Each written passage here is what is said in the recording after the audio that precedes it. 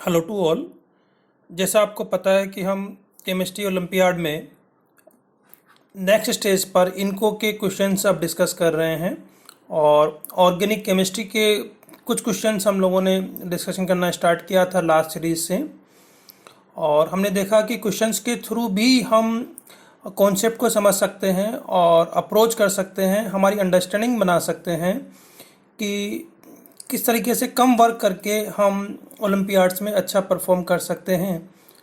तो आज हम एक और क्वेश्चन ऑर्गेनिक केमिस्ट्री का लेंगे और इस क्वेश्चन के थ्रू हम समझने की कोशिश करेंगे कि ऑर्गेनिक केमिस्ट्री को अप्रोच कैसे करना चाहिए। This will help you to develop your concept for olympiad as well as for your IIT JEE preparation. तो हम नया क्वेश्चन स्टार्ट करते हैं। आज हम मेनली एरोमेटिक केमिस्ट्री और GOC के कुछ क्वेश्चन डिस्कस करेंगे।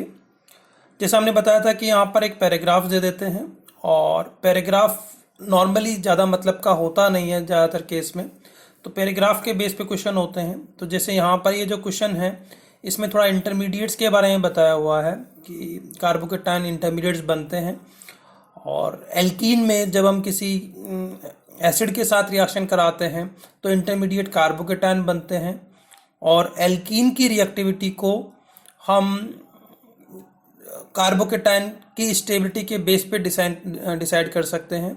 जैसे यहाँ पर इस क्वेश्चन में 3 एग्जाम्पल दिए हुए हैं और अगर हम देखें 1, 2 और 3, तो इन तीनों में जब हम H+ का अटैक कराएंगे यहाँ पर तो कार्बोकेटायन की स्टेबिलिटी के बेस पे हम देखेंगे कि रिएक्टिविटी कैसी होनी चाहिए। तो पहले क्वेश्चन में हम देखते हैं कि जो कार्बोकेटायन है वो इस तरह का कार्बोकेटायन बनेगा। सेकेंड वाले केस में हम देख सकते हैं कि जो कार्बोकेटायन है वो कुछ इस तरह का बनेगा और थर्ड केस में कार्बोकेटायन कुछ इस तरह का बनेगा। अब हम इन तीनों कार्बोकेटायन की स्टेबिलिटी के बेस पे डिसाइड करेंगे कि एल्कीन की रिएक्टिविटी किस ऑर्डर में होनी चाहिए। तो हम देख सकते हैं कि पहले केस में there are 8 alpha hydrogen atoms, क्योंकि कार्बोकेटायन की स्टेबिलिटी को यहाँ पर या तो हम हाइपर कॉन्जुगेशन से या इंडक्टिव इफेक्ट से देख सकते हैं। तो यहाँ पर 8 अल्फा हाइड्रोजन एटम्स हैं फर्स्ट केस में। अगर हम इसको सेकंड केस में देखें तो सेकंड केस में there are 4 alpha hydrogen atoms. तो सेकंड केस में यहाँ पर खाली 4 अल्फा हाइड्रोजन एटम है और थर्ड केस में अगर देखें there are 5 alpha hydrogen atom. तो हाइपर कॉन्जुगेशन को बेस मानते हुए हम कह सकते हैं कि 1 की स्टेबिलिटी सबसे ज़्यादा होगी, फिर थर्ड की होगी और फिर सेकंड की स्टेबिलिटी होगी। तो this should be the answer for this question, right. चलिए तो हम नेक्स्ट क्वेश्चन देखते हैं। नेक्स्ट क्वेश्चन पर यहाँ पर ये कह रहे हैं कि भी हमारे पास में कोई अल्कोहल है और ये अल्कोहल जब किसी एसिड से रिएक्शन करेगा तो कार्बोकेटायन इंटरमीडिएट बनेगा और कार्बोकेटायन में इंटरमीडिएट की स्टेबिलिटी को और बढ़ाने के लिए हम उसमें रीअरेंजमेंट भी एक कॉमन चीज़ है। पर यहाँ पर स्ट्रेस हमको एक बात का दिया है, उस चीज़ को बेस मानते हुए आंसर करना है कि the group that migrates generally that one that is electron rich. तो इलेक्ट्रॉन रिच ग्रुप को माइग्रेट कराना है इस क्वेश्चन के बेस पे। इस चीज़ को नोट करते हुए हमें आंसर करना है। इलेक्ट्रॉन रिच ग्रुप, इसको हमें माइंड में ध्यान रखना है इस क्वेश्चन को सॉल्व करते वक्त। ठीक है, चलिए क्वेश्चन सॉल्व करते हैं। तो पहला पार्ट ये हुआ कि H+ OH पे अटैक करेगा, इंटरमीडिएट एक कार्बोकेटायन बनेगा। बी के बारे में कह रहे हैं कि इंटरमीडिएट ही है, तो हम एक कार्बोकेटायन इंटरमीडिएट यहाँ पर बना देंगे।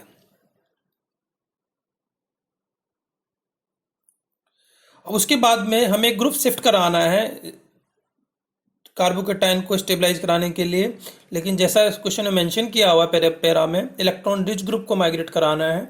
तो पीएच ग्रुप इलेक्ट्रॉन रिच ज़्यादा होगा, उसमें रेजोनेंस फैक्टर भी है, तो पीएच ग्रुप को यहाँ पर शिफ्ट कराएंगे और उसके बाद में H+ को एलिमिनेट करा के एल्कीन प्रोडक्ट बनाएंगे। तो यहाँ पे ध्यान ये रखना है कि हमें पीएच ग्रुप को शिफ्ट कराना है और फिर प्रोडक्ट बनाना है।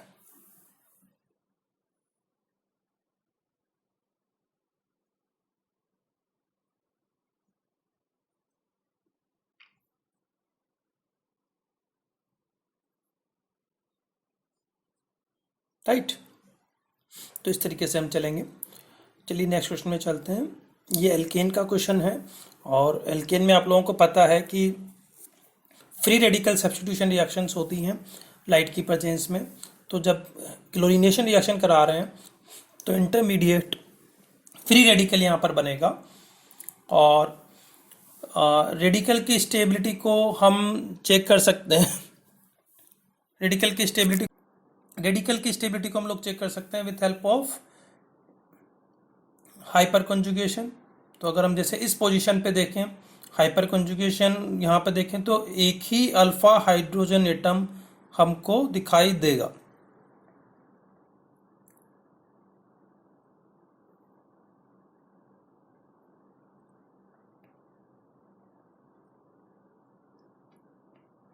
सिमिलरली अगर हम इस पोजीशन पे देखें तो 3 अल्फा हाइड्रोजन एटम्स होंगे। इस पोजीशन पे देखें तो 4 अल्फा हाइड्रोजन एटम होंगे।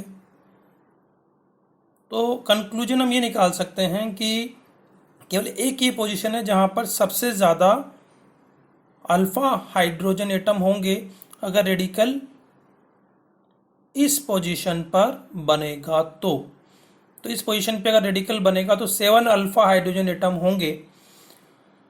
तो इसका मतलब है कि क्लोरीनेशन जो है मेजरली इसी पोजीशन पे होगा क्योंकि ये सबसे ज़्यादा स्टेबल इंटरमीडिएट होगा। राइट, ठीक। नेक्स्ट क्वेश्चन पे चलते हैं हम लोग।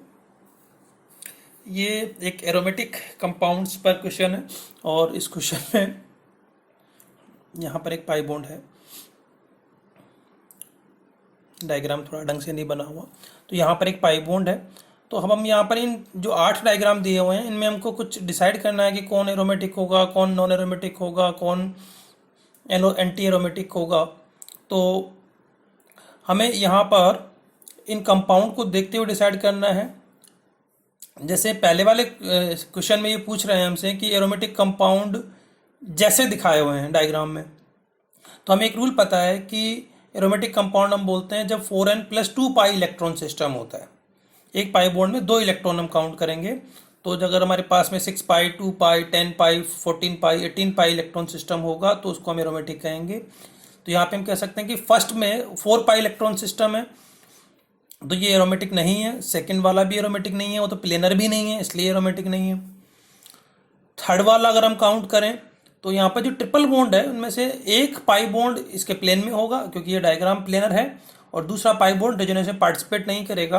तो हम एक पाई बॉन्ड को काउंट करेंगे, मतलब 2 पाई इलेक्ट्रॉन काउंट करेंगे। तो अगर हम काउंट करें यहाँ पर टोटल तो 1 2 3 4 5 6 7 8 9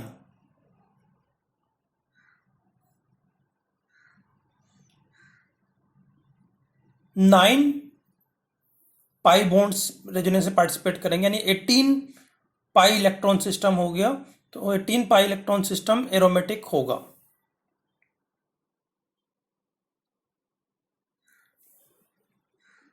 ठीक है। फोर्थ वाले को अगर हम देखें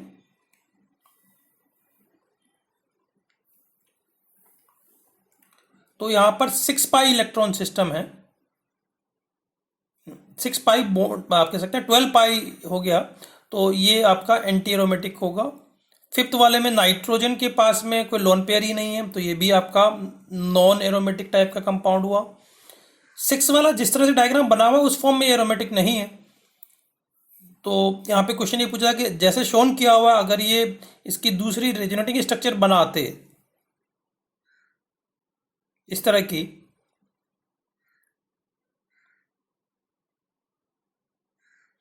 तब तो हम कहते हैं कि ये एरोमेटिक हो जाएगा, पर जैसा डायग्राम बनाया हुआ उस फॉर्म में ये एरोमेटिक नहीं है। 7th में अगर हम देखें तो सल्फर का जो लोन पेयर है एक वो रेजोनेंस में पार्टिसिपेट करेगा, नाइट्रोजन के लोन पेयर रेजोनेंस में पार्टिसिपेट नहीं करेंगे। तो ओवरऑल ये स्ट्रक्चर में 6 पाई इलेक्ट्रॉन सिस्टम काउंट करेंगे तो ये एरोमेटिक हो जाएगा। 8th वाले में तो आपको एक sp3 कार्बन दिखाई दे रहा है तो वो होगा ही नहीं, ठीक है नहीं। तो व्हाट वी कैन से कि यहाँ पर केवल 2 ही हुए। अब सेकेंड हम देखते हैं एंटी एरोमेटिक कंपाउंड।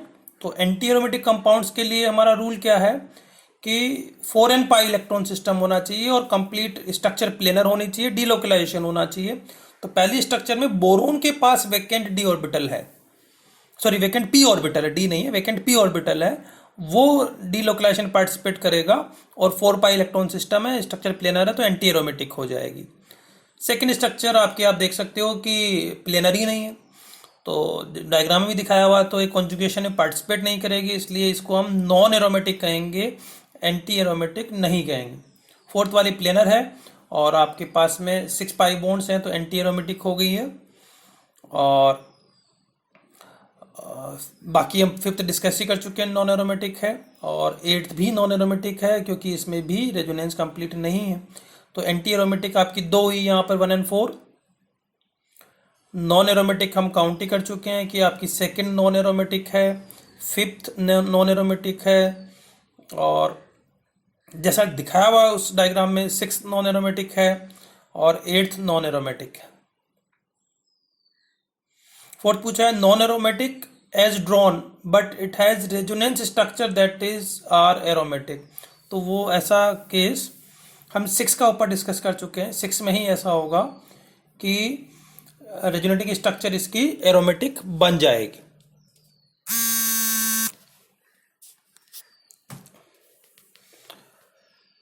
ठीक है, नेक्स्ट क्वेश्चन हमसे पूछा है कि non aromatic but has aromatic conjugate base. ठीक है, तो देखिए अगर हम इस 5th वाली स्ट्रक्चर से एक प्रोटॉन को निकाल दें, नाइट्रोजन अगर एक H+ रिलीज कर दे तो हमारी इस तरह की स्ट्रक्चर बनेगी, और ये पायरोल बन गया और पायरोल एरोमेटिक होता है, तो पायरोल कॉन्जुगेट बेस भी हो गया इस स्ट्रक्चर का, तो ये कंपाउंड एरोमेटिक होगा। नेक्स्ट 8th वाले को हम देखें कि अगर इस कंपाउंड में से अगर हम बीच वाले कार्बन से जो sp3 बने एक प्रोटॉन रिलीज कर दें तो ये जो कार्बन आयन बनेगा ये भी कॉन्जुगेट बेस है और ये 6 पाई इलेक्ट्रॉन सिस्टम हो गया, तो इसलिए इसको भी हम एरोमेटिक कहेंगे। तो इस तरीके से हम देख सकते हैं कि जो 5th एंड 8th ये दोनों प्रोटॉन रिलीज करने के बाद में एरोमेटिक बन जाएंगे, यानी कि कॉन्जुगेट बेस एरोमेटिक है। नेक्स्ट वाले में एक टर्म दिया हुआ है non aromatic has pK value -3.8। ये थोड़ा सा मिसप्रिंट मुझे लग रहा है, इट में भी -0.38, क्योंकि इतना स्ट्रॉन्ग एसिड कोई कंपाउंड यहाँ पे दिखाई नहीं दे रहा, तो इतना ज़्यादा स्ट्रॉन्ग एसिड नहीं होता। लेकिन हाँ, जैसे हम कंपेयर करें तो 5 और 8 में ऐसा केस आ रहा है जहाँ पर प्रोटॉन रिलीज करने के बाद में एसिडिटी अच्छी है, तो अगर हम 5 और 8 में कंपेयर करेंगे तो 5 is more acidic then 8th, क्योंकि 5 में नाइट्रोजन पर पॉजिटिव चार्ज है और वो प्रोटॉन रिलीज कर रहा है, तो डेफिनेटली उसकी प्रोटॉन रिलीज करने की टेंडेंसी कार्बन से ज़्यादा होगी, कार्बन के पास कोई चार्ज भी नहीं है, ठीक नहीं है। तो 5th should be more acidic then 8th, तो हम यहाँ पर हम ये कह सकते हैं कि आंसर हमारा 5th मानेंगे।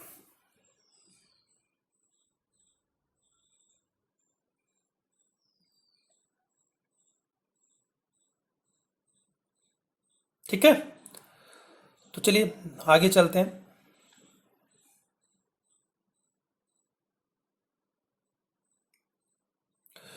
अच्छा, नेक्स्ट क्वेश्चन भी एक इंटरेस्टिंग क्वेश्चन है, और जो नेक्स्ट क्वेश्चन है एक्चुअली ये एरोमेटिक कंपाउंड्स में बर्च रिडक्शन के ऊपर बेस्ड है।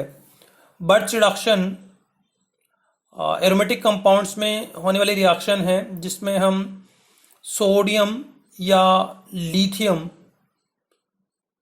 लिक्विड अमोनिया में लेते हैं लो टेम्परेचर पे, और इस केस में सोडियम से ऑक्सीडेशन के थ्रू फ्री इलेक्ट्रॉन्स निकलते हैं और वो फ्री इलेक्ट्रॉन्स अटैक करते हैं और एक इंटरमीडिएट बनाते हैं जिसको हम एनायन और रेडिकल कहेंगे, और ये जो एनायन रेडिकल है ये रेजोनेंस करके 1,4 पोजीशन पे चला जाता है, और 1,4 पोजीशन पे उसके बाद में 2 हाइड्रोजन जुड़ते हैं, तो इसको हम 1,4 रिडक्शन भी बोलते हैं इस रिएक्शन को, ये जो एनायन है ये एक H लेता है, रेडिकल एक इलेक्ट्रॉन और लेके सॉल्यूशन से फिर इलेक्ट्रॉन लेता, फिर आपका H लेता है, तो इसको ओवरऑल 1,4 रिडक्शन कहा जाता है।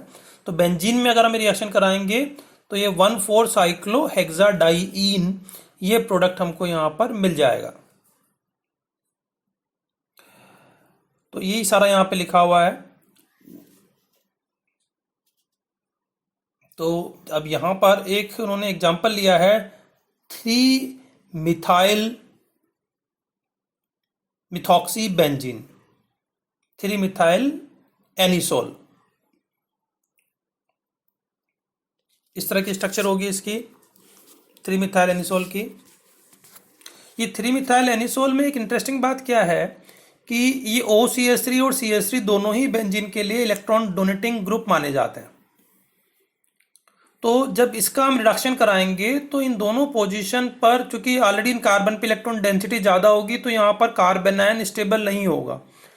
तो ऐसी सिचुएशन हम यहाँ पर लाने की कोशिश नहीं करेंगे जहाँ पर ये कार्बेनायन आए।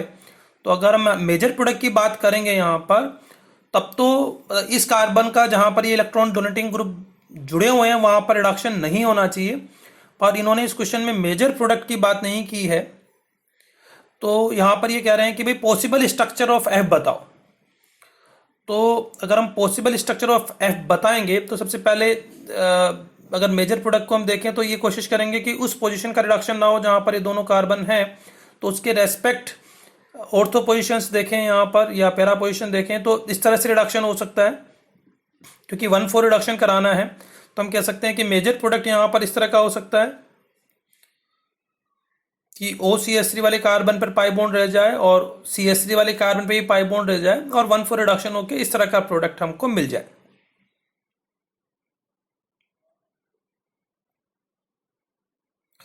और पॉसिबल प्रोडक्ट क्या हो सकते हैं कि भी दोनों में से किसी एक पोजीशन का हम मानते हैं रिडक्शन हो जाए, दूसरे का ना हो। तो 1,4 रिडक्शन में भी हो सकता है कि OCH3 और उसके रेस्पेक्ट 4th पोजीशन का अगर रिडक्शन हो जाए तब तो ये सिचुएशन इस तरह की आ जाएगी कि यहाँ पर आपका OCH3 रह जाएगा और यहाँ पर आपका CH3 है और पाई बॉन्ड दोनों बीच में आ जाएंगे। तो इस तरह का भी एक 1,4 रिडक्शन हो सकता है। तो F की स्ट्रक्चर इस तरह भी पॉसिबल है। एक स्ट्रक्चर और पॉसिबल है कि हम रिडक्शन जो है वो कार्बन वाले जहाँ पर CH3 जुड़ा हुआ उसका कराएं और उसके रेस्पेक्ट 4th पोजीशन का रिडक्शन कराएं। तो there is one more possibility कि रिडक्शन आपका इस तरीके से हो जाए। तो वी कैन से इस तरीके से आपके 3 प्रोडक्ट पॉसिबल है, जिसमें मेजर आपका सबसे पहले वाला है। इसके अलावा और कोई पॉसिबिलिटी हमको दिखाई नहीं दे रही। We have seen all the possibilities here कि हम इस तरह से 1,4 रिडक्शन इन दोनों पोजीशन का करा देते, OCH3 के रेस्पेक्ट 4th पोजीशन का करवा दिए। तो ये 3 पॉसिबिलिटीज हमारे सामने है।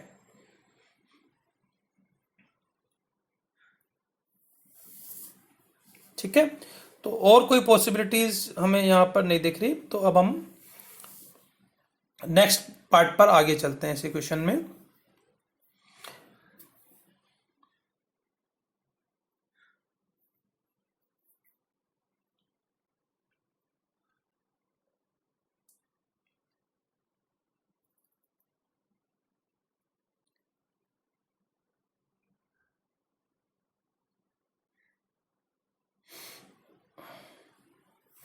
देखिए नेक्स्ट पार्ट में ये कह रहे हैं कि draw the possible stable structure of G based on structure of F।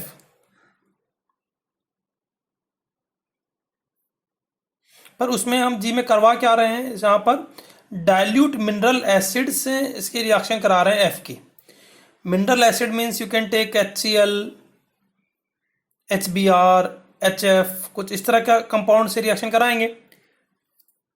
तो इस केस में क्या होगा, डाइल्यूट भी है, ये भी हमको ध्यान रखना है। तो मतलब इस केस में हो क्या सकता है कि जो H+ आयन है वो H+ आयन इस ऑक्सीजन पे अटैक करेगा और उसके बाद में ये न्यूक्लियोफिलिक सब्स्टिट्यूशन रिएक्शन हो सकती है कि जो हेलाइड आयन है वो CH3 पे अटैक करे और उसको ले जाए यहाँ से, तो OH ग्रुप यहाँ पे रह जाएगा।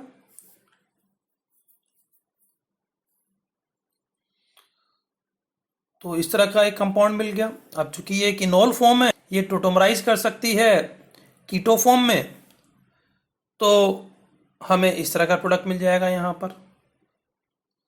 तो अगर स्ट्रक्चर 1 से हम ये प्रोडक्ट बनाएंगे तो हमें इस तरह का प्रोडक्ट मिलेगा। सेकेंड स्ट्रक्चर से अगर हम देखें तो सेकेंड स्ट्रक्चर में भी सिमिलर बात है कि हम वो बनाएंगे, तो उस केस में चूंकि OH बीच में रह जाएगा तो ये इनोल में कन्वर्ट नहीं होगा, तो हमें इसी तरह का प्रोडक्ट मिल जाएगा। थर्ड केस में हमारे पास में पाई बॉन्ड दूसरी साइड आ जाएगा और चूंकि OH पे इनोल बनेगा तो ये कीटो में कन्वर्ट होकर इस तरह का प्रोडक्ट थर्ड केस में हमको मिल जाएगा। तो ये पॉसिबल स्ट्रक्चर्स हैं। ठीक है, नेक्स्ट पार्ट में हमको कह रहे हैं G that is actually obtained is not chiral. G की 3 पॉसिबल स्ट्रक्चर्स हमने देखी है, पर हमें वो स्ट्रक्चर चूज करनी है जो कायरल नहीं है। तो आप देखिए कि कायरल इन तीनों में से कौन सी स्ट्रक्चर नहीं हमको दिखाई देगी। तो यहाँ पर ये OH जो है वो कायरल हो गया, क्योंकि चारों ग्रुप अलग अलग हो गए। यहाँ पर ये CH3 की वजह से कायरल है, तो स्ट्रक्चर 1 ही ऐसी है जो कायरल नहीं है। तो हमें इस स्ट्रक्चर को लेना है जो कायरल नहीं है और इस पर आगे की रिएक्शन करानी है। और अब ये कह रहे हैं कि इस पर हम रिएक्शन पहले किसकी कराएं, Br2 की रिएक्शन कराएं। तो जब इस पर हम Br2 की रिएक्शन कराएंगे तो एल्कीन वाला पार्ट रिएक्ट करेगा और इस पर इलेक्ट्रोफिलिक एडिशन होकर 2 ब्रोमीन एटम जुड़ जाएंगे, एक एक कार्बन पर एक एक ब्रोमीन। उसके बाद में ये कह रहे हैं कि हिटिंग विथ एल्कोहलिक KOH, मतलब एलिमिनेशन रिएक्शन करवा रहे हैं यहाँ पर, और एक बार ही एलिमिनेशन रिएक्शन करवा रहे हैं क्योंकि ब्रोमीन ओवरऑल फार्मूले में गिवन है, तो एक ही एलिमिनेशन हमको कराना है। तो अगेन मतलब यहाँ पर अगर एक एलिमिनेशन कराओ तो 3 तरह की पॉसिबिलिटी है आपके पास कि एलिमिनेशन के थ्रू 3 प्रोडक्ट बन सकते हैं, लेकिन मेजर प्रोडक्ट आप कहोगे तो एलिमिनेशन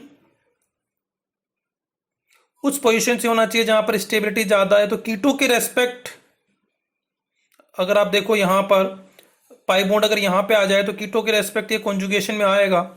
तो मेजर पॉसिबिलिटी यहीं पे होगी कि पाई बॉन्ड यहाँ पे, ऑल्दो मतलब 3 H है, अलग अलग पोजीशन से 3 जगह पाई बॉन्ड आ सकते हैं, पर मेजर प्रोडक्ट हम कहेंगे कि यहीं पर बनेगा।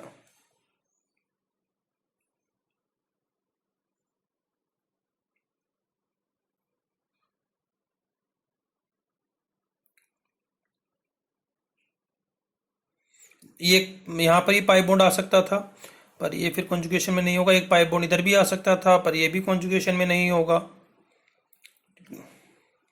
चलिए नेक्स्ट क्वेश्चन पे चलते हैं। ये भी इसी तरह का एक एप्लीकेशन इस रिएक्शन का दिखा रहे हैं और एक एन्युलिन टर्म की बात कर रहे हैं, जहाँ पे इन्होंने डिफाइन कर दिया कि लार्ज रिंग कंपाउंड होता है और इन्होंने एक कंपाउंड O है जिसका फार्मूला भी दे रखा है नीचे। तो पहले हम उस कंपाउंड O को माइंड में रखेंगे इस क्वेश्चन को ड्रॉ करते वक्त, ताकि हमसे गलतियां ना हो, क्योंकि फाइनली हमको वहां तक पहुंचना हो तक। तो कुछ हिंट इन्होंने दे रखे हैं, जैसे compound K adds with 3 equivalents of bromine, ये भी दे रखा है।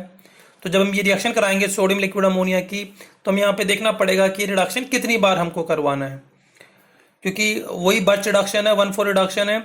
दोनों रिंग में एक रिंग में भी हो सकता है या दोनों रिंग में भी हो सकता है, पर उसका हिंट यहाँ पर हमको इससे लेना पड़ेगा कि 3 इक्विवेलेंट्स ऑफ ब्रोमीन के साथ रिएक्ट करेगा। तो अब देखिए अगर मैं एक ही बार इसमें रिडक्शन कराऊँ 1,4 किसी एक रिंग का, तब तो ये स्ट्रक्चर इस तरह की बनेगी। पर इस स्ट्रक्चर में तो 3 इक्विवेलेंट्स ऑफ ब्रोमीन लगेंगे नहीं, उसके लिए 3 पाई बॉन्ड्स होने चाहिए। तो इसका मतलब है कि हमें एक बार इसका रिडक्शन और करवा देना है।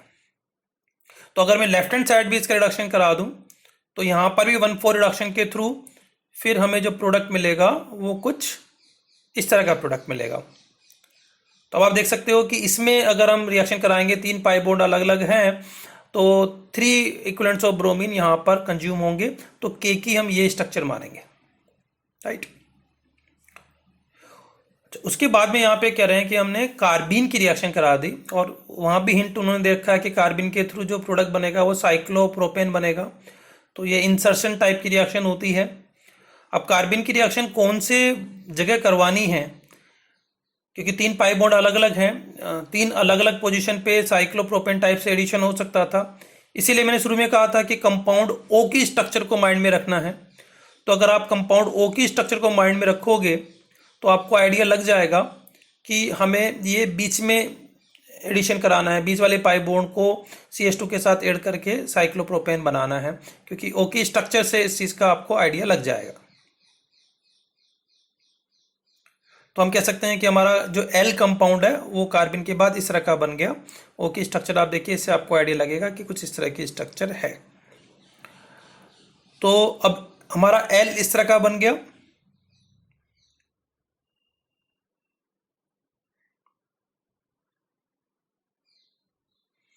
अब इसमें ब्रोमीन एक्सेस डाल दी, तो आपको पता है कि भाई एक्सेस ऑफ ब्रोमीन की प्रेजेंस में दोनों पाई बॉन्ड पर ब्रोमीन का एडिशन हो जाएगा। तो यहाँ पे बना देते हैं इस डायग्राम को हम।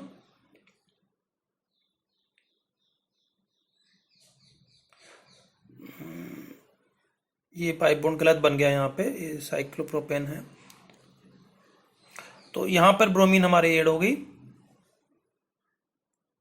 लेफ्ट हैंड साइड भी ब्रोमीन ऐड हो जाएगी। तो ये कंपाउंड मिल गया हमको M। अब आगे अल्कोहलिक केओस दिया हुआ है, तो एलिमिनेशन करवा देंगे left hand side right hand side में। और ये भी ओके हिंट से हमको मिल जाएगा कि सारे ब्रोमीन को हटाकर एलिमिनेशन कराना है हमको। तो ये हमारे सारे पाई बॉन्ड आ गए और बीच में अभी ये 3 मेंबर रिंग अभी बची हुई है। अब ये खुद ही कह रहे हैं कि इसका जो ये बन गया कंपाउंड N, इसमें रीअरेंजमेंट के थ्रू O बन रहा है। तो ये आप लोग बड़ी आसानी से समझ सकते हो कि ये रीअरेंजमेंट किस तरह से पॉसिबल है, कि हमें बीच वाली रिंग को तोड़कर ये पाई बॉन्ड्स को अरेंज करना है। तो सपोज इस पाई बॉन्ड के इलेक्ट्रॉन को हम यहाँ पे लेके आए और इस पाई बॉन्ड के इलेक्ट्रॉन को जब यहाँ पे लाएं तो मानेंगे कि नीचे की तरफ इलेक्ट्रॉन शिफ्ट हो रहे हैं, इसके इलेक्ट्रॉन इधर शिफ्ट हो रहे हैं। और यहाँ पे ये बीच वाला बॉन्ड अगर हम तोड़ दें और इसके इलेक्ट्रॉन को इधर इस तरफ शिफ्ट कर दें, तो आपको मालूम चल जाएगा कि एक जगह आप चार्जेस को डिस्ट्रीब्यूट करोगे तो पॉजिटिव और नेगेटिव चार्ज लगाते हुए आप पाई बॉन्ड आप अरेंज कर सकते हो कि 3 पाई बॉन्ड आ जाएंगे। एक पाई बॉन्ड इधर आ जाएगा, यहाँ पर एक पाई बॉन्ड आपका ये बीच में आ गया और एक पाई बॉन्ड आपका ऊपर आ जाएगा और ये 7 मेंबर रिंग बन जाएगी आपकी एक। तो इस तरीके से हम देख सकते हैं कि ये एडिशन कैसा होगा। अच्छा क्वेश्चन था ये। तो हम ये चीज़ देख सकते हैं कि ऑर्गेनिक केमिस्ट्री में जो क्वेश्चन आते हैं इनको में, वो अगर हमें बेसिक पता हो तो क्वेश्चंस को अप्रोच करना आसान होता है। और उसके बाद में हम कुछ फार्मूला देखें और प्रोडक्ट देखें तो सिस्टमेटिकली क्वेश्चन को करने तो अप्रोच करना ज़्यादा आसान होता है। तो इस तरह के क्वेश्चन को अप्रोच करने से ना केवल आपको यहाँ फ़ायदा है बल्कि जेईई में भी आपको फ़ायदा है, आपका थॉट प्रोसेस एक अच्छा बनता है। तो आज हम इसी क्वेश्चन को करते हैं। नेक्स्ट सीरीज में हम एक और क्वेश्चन लेंगे, तो तब तक आप इसको प्रैक्टिस कीजिए। Best of luck, thank you.